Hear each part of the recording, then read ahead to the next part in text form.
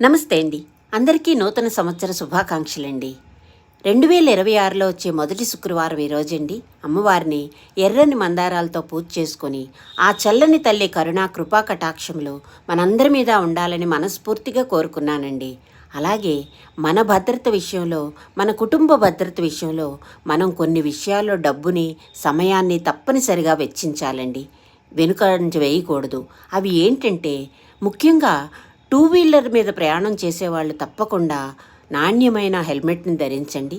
అలాగే ఆరోగ్య పరీక్షలు తప్పనిసరిగా చేయించుకోవాలండి.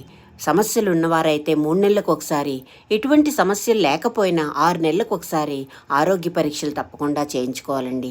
అలాగే శారీరక మానసిక ఆరోగ్యాన్ని పెంపొందించుకోవాలండి. నడక, వ్యాయామం వంటివి చేస్తూ శారీరక ఆరోగ్యాన్ని, అలాగే మంచి పుస్తకాలు చదువుతూ భగవన్నామ స్మరణ చేసుకుంటూ మంచి స్నేహితులతో సంభాషిస్తూ మానసిక ఆరోగ్యాన్ని పెంపొందించుకోవాలండి. అలాగే పోషకాహార లోపం లేకుండా చూసుకోవాలి. మంచి కాయగూరలు, ఆకుకూరలు వంటివి మన భోజనంలో చేర్చుకోవాలి. అలాగే మన జీవితానికి, మన ఆరోగ్యానికి ఎంతో భద్రతనిచ్చే బీమా సౌకర్యం ఇప్పటి వరకు లేకపోతే ఈ సంవత్సరం తప్పకుండా చేసుకోండి. నా విషయాల్లో ఏది నచ్చినా ప్లీజ్ లైక్ అండ్ సబ్స్క్రైబ్.